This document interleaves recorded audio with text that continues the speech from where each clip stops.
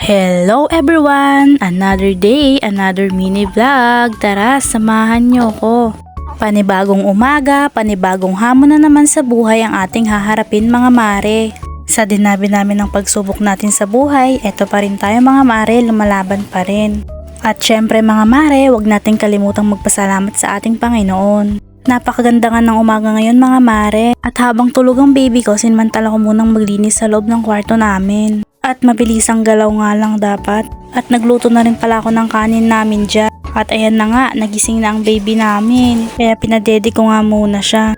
At inasikaso na pala ng Diyosawa ko yung mauulam namin ngayong araw. Nagluto nga lang siya dyan ng itlog sa katuyo.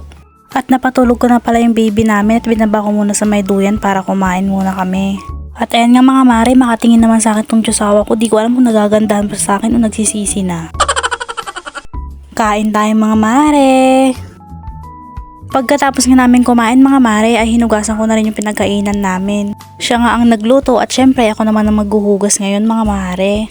At siya naman nagbabantay sa baby namin.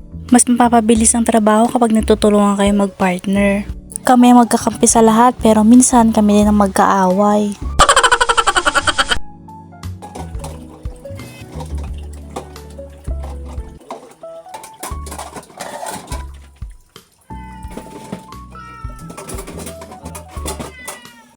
Pagkatapos ko nga maghugas ng mga plato, mga mare, ay nasikaso ko na rin yung baby namin. Pinunasan at syempre binihisan ko na nga rin siya.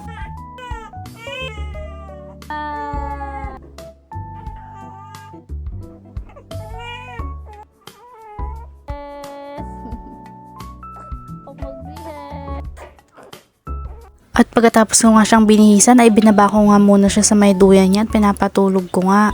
Ang laking tulong nga mga mare na may duyan siya. Kahit paano nakakagalaw ako. At sabi ko nga mga mare sa Diyosawa ko ay wala naman siyang pasok at ayan maglaba nga kami. Buti nilang talaga maasahan tong Diyosawa ko. Ang mare nyo naglaro na ng bula imbis na maglaba.